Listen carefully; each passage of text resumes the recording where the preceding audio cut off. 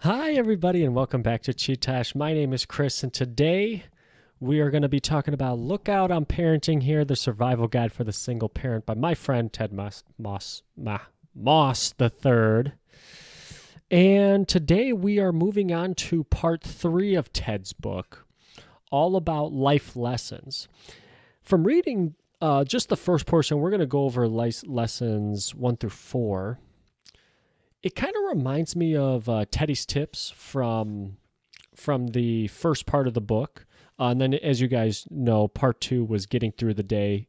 If Teddy's tips were kind of like the general, I don't want to say instructions, but like the general habits of being a good parent, life lessons is more so like the how do I do this portion. And as you guys know, getting through the day was all like how do you handle these certain like big events during the day with your toddler. So that's kind of how I would break this life lessons chapters, these life lessons down, compared and how they differentiate to the part 1, which was Teddy's tips. So part 1, all about how do I be a good parent, life lessons, how do I handle these certain things that are bound to come up, right? So we're going to get into that. But first, what did we talk about last time? And last time, we talked about getting your child to bed. So what did we do for that? Well, we prepare a special place for them.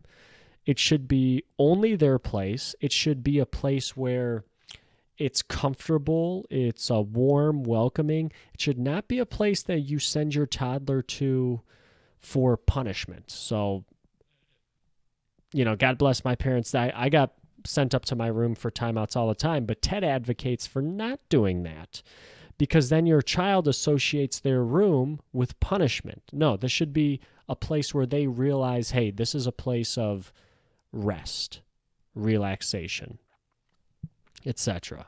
Good vibes, basically. Have a pre-bedtime routine. Have a pre-bedtime schedule. So your toddler is going to know just from you kind of like announcing things that it's time for bedtime. All right. Just from you announcing, hey, it's time to put on your pajamas, they're going to know, oh, okay, now I got to start the process of getting ready for bed. And pajamas is, the first thing, and then it's brush teeth, then it's read a book, then it's underneath the covers, lights out. And which leads to the third bullet point there is follow a clear and fun routine. Make it fun, and they're going to want to do it. Same thing as when we talked about getting ready to head out the door. Make the routine fun. Hey, maybe have a pajama song, right? Have a pajama song that, gets your kids in like a kind of a funny mood, makes them more willing to put on their pajamas. So and then that kind of leads to the fourth thing is participation leads to cooperation. So anytime you can delegate some tasks, we've talked about delegation before in some of these videos. Anytime you can delegate some tasks, it's going to help you out because I'm sure, you still got to get ready for bed, or maybe you've got some work that you're kind of like focused on. Right? And if you try to do everything for your toddlers, well, you're going to end up kind of being swamped and pulled in all kinds of different directions. So if you can have them participate in it, I think they'll become more invested. They'll want to do it rather than, you just ordering around your toddler. And it's going to help you out just as far as not being as stressed out trying to get all these kids, depending on how many kids you have, all these kids ready for bed. And lastly, limit your in-bed routine to 5 minutes. So once the kids are on the mattress, underneath the covers, hey, this is not a big deal event. We're all going to see each other in the morning. A quick story, or a quick song. Ted always gave his kids a binary option, like you can either have a book or a song. Really short and sweet, kiss, hug, good night, and then you're out the door. And then you're not seeing your child until the morning. All right, anytime you stay longer for a long period of time, remember, your toddler's sense of time, like 5 minutes to them seems like an hour, right? Think about taking like a kid to a doctor's office, how long the waiting room seems like. Oh, we waited in there for an hour. No, it was only 5 minutes. We have that as kids. So if you stay in there for a little bit longer than 5 minutes with your kids, all of a sudden they're going to expect you to stay in there that amount of time every time. And you don't want to be sleeping in there with your kids. This is your kids' special place, their room, so that they can put their heads to rest. Anyway, so that was last time, guys. So today we're going to go over Ted's life lessons. And the first life lesson is, why is your toddler crying? And Ted points out there's really two reasons. One is for pain, two is for communication. And the whole trick of this, and really what you're trying to dissect here is it physical pain, emotional pain? And after you eliminate those things, well, okay, most of the time it's probably crying because of communication. Because when they were younger, when they were babies, infants, that's the only communication they had. They couldn't use their words, so they had to use crying to tell you that they were hungry, or tell you that their diaper needed changing, or tell you that it was too cold or too hot. All those things stemmed from crying. So when your toddler can't express certain things, they're going to revert back to that crying. They're going to default back to what they did as an infant. And the number one things to do in these instances are, don't respond to it positively. And this is if they're using crying as communication, right? If they are experiencing pain and that's why they're crying, well, address that pain, right? But if they're just crying because of communication, one, don't respond positively to it. Don't praise it. Don't reinforce it, because it's just going to beget more crying, because they're going to know, oh, this is how I get my parents' attention. Secondly, stop responding in kind. So stop reacting to it with anger. That's the big thing Ted mentions in the book, is don't respond to all this crying with you all of a sudden getting emotional. Because what is that going to show them? Oh, it's okay to get irrationally angry and emotional now. They're going to learn that from you. So don't respond in that fashion. Instead, just make it clear.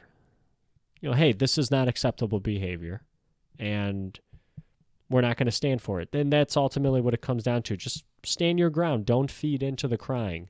It's going to be hard. I'm sure it will be hard. But you've got to stand your ground, or else it's just going to keep repeating and keep happening. Next, teaching your toddler to share. Teaching your toddler to share.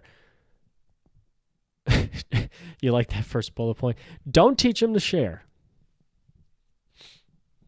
I kid you not, TED talks about this. Don't teach them to share. What happens when you forcibly have toddlers share things? You take something from one child and give it to the other. Oftentimes, why does that happen? Because one child is complaining, maybe even crying, a lot of times crying. So what you do is you, again, like we talked about in the last slide, you're reinforcing that behavior. Oh, I cried and I got the toy. So now the child that you took the toy from is going to start crying too, because they're going to see that. Hey, this child got rewarded for crying. And that doesn't help with sharing it at all. That you're just divvying up resources on a whim. What Ted advocates for is just let nature take its course. Kids are full of energy and hyperactive as it is. They're going to play with the toy for a little bit, and then they're going to move on to something else. In which case, the other toddler can then play with that toy. Right? You may be incorrect in how the toy is even being used. You're assuming that the toy needs two people to use it. No, the toy has a function however the kids decide, right? So don't try to force sharing. Just let nature take its course. Now, there are certain rules. If a child leaves and the toy is free, well, okay, the toy can now be used by the other child. That's just a pretty simple rule, and then I don't know if the toy is not being used when they come back, when that child comes back, well, then, yeah, they can use the toy again. It's just kind of common sense. What do you do if both kids are crying? Well, then nobody gets the toy. There's consequences, right? If we can't decide if we can't decide who had the toy first, and who's supposed to be playing with it, nobody's going to get the toy then. Again, don't reinforce crying by giving the toy to one of the children, picking a side. Nobody gets it. Next, babysitters. Babysitters, Ted's had good ones and bad ones, he said. He says no matter what, it's recommended you do pop return inspections. So Ted tells a story in the book where he comes back to find his child in the middle of the street. Thankfully, he came back because the babysitter was downstairs watching TV. Typical, nightmarish babysitter scenario. So he recommends, returning on a whim, unannounced, just to do a quick check-in. You got to do it. They're your kids. Your kids, you gotta make sure things are going okay. Things are going okay. So some parents only trust their family with their kids. So grandparents, aunts, uncles, etc. And while it is easy and convenient, you obviously, know them, you trust them, you probably don't have to pay them. But Ted brings up, do your parents have enough energy to take care of the kids? Maybe when they are infants, but now they're at the toddler stage running around. Is it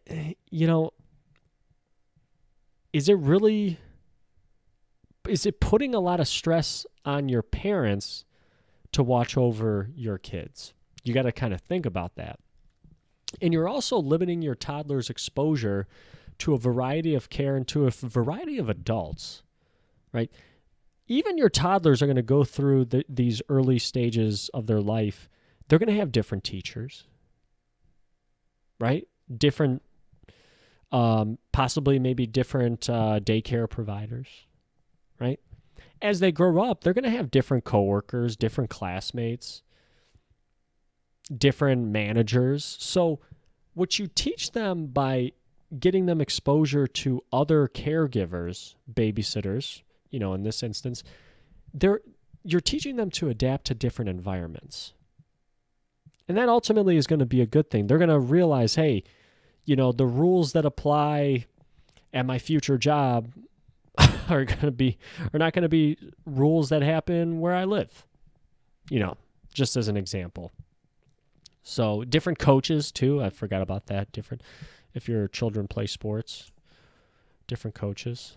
So adapt them to different environments, adapt them to different adults, to different caregivers, rather than just, having your parents watch them all the time. And lastly, sleeping through the night. We talked about this earlier in the first slide, bedtime for Bonzo. First, you got to clearly define the problem. So Ted talks about do we really sleep all the way through the night? I mean, we don't. I don't. I remember wearing my Fitbit throughout nights I've slept, and yeah, you have like moments where you do wake up a little bit, but you don't remember it, right? It just kind of happens, and then you fall back asleep. So why are we expecting our children to sleep all the way through the night if we can't even do it? See, you first got to define the problem. So what is the problem? The problem is your children, when they wake up, according to Ted, they see something uncertain. They see something that is out of the ordinary, or they feel something that is out of the ordinary. So what do now? They can't sleep. They can't sleep. They get restless. They start to cry, maybe even. So that's the issue, is how do you get your kids comfortable in their place of sleep so that they can stay in their bed and you don't have to come and check on them? And Ted takes a couple steps, has a couple steps for this. You don't want to remove them from the unusual circumstances. So you don't want to remove them from their room or their bed. He says bed. And you don't want to reward them for crying by taking them out of this scenario. You come in, maybe like a quick, I think Ted said like 30 seconds, quick check. Hey, everything's okay. And then you leave. Again, you don't stick around, or else your toddler's going to think you're going to stick around for a long time every time you come in the room. Then they'll never be able to get a good night's sleep. What you're trying to teach your toddler here is about self-comfort. So, yes, things are out of the ordinary, but I'm going to be okay. And over time, they get used to that thing that's out of ordinary, just becomes ordinary. And then lastly, there are some similar steps that we talked about last time in Bedtime for Bonzo. They should have a special place just for them. Make sure it's comfortable. Maybe a couple, one or two toys that are very passive, not active. So we talked about this, like a blanket, like a special blankie that they won't necessarily be able to play with. I mean, yeah, maybe they'll be able to like come up with stuff like using their imagination, but a blankie is different than like an action figure or something like that, where they can actually use it to play around and stuff. No, they're in bed. You want them to get a good night's sleep. You don't want them staying up playing with their action figures. And you got to make it known that this is their place. Whenever they get tired, this is the place they sleep. Not on the couch, not at the dinner table, not in your arms. No, this is the place. You have to convey that to your child. That's the goal. That brings us to the end. Thank you guys so much for listening.